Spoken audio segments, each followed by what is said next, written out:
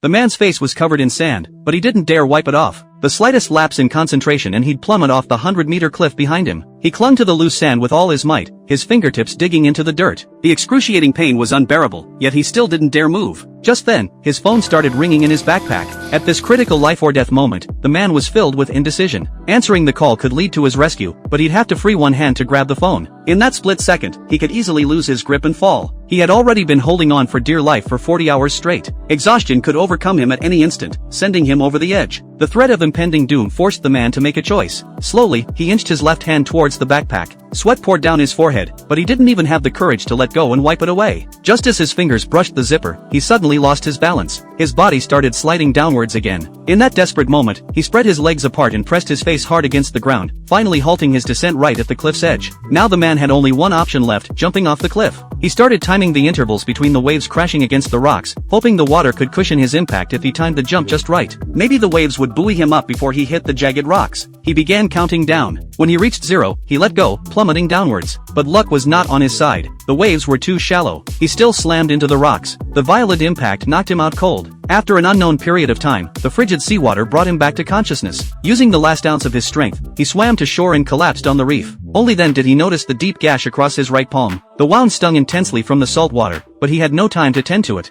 As he tried to stand, a dull thud rang out. He fell heavily onto the rocks. An excruciating jolt of pain shot through his pelvis. He had lost all sensation in his lower body. Dragging his battered body, he rummaged through his backpack, hoping to call for help. But the phone was waterlogged and wouldn't turn on. In despair, the man cried out for help. But this was an uninhabited area. There was no one around to hear his pleas. Left with no other choice, he tore off part of his clothes to hastily bandage the wound. His only remaining hope was the small island in the distance. Even though his legs were disabled, his will to live still burned strong. Shouldering his backpack, he slid into the sea with one arm. Like an injured fish, he slowly made his way towards the island. Unfortunately, his body suddenly went into convulsions. He sank below the surface. Survival instinct forced him to resurface, but his energy was completely sapped. The man felt utterly drained. He started letting his body sink, savoring a fleeting moment of respite. Then suddenly, he remembered his girlfriend was still waiting for him to come home. An overpowering urge to live erupted inside him once more. He began swimming towards the surface with all his might.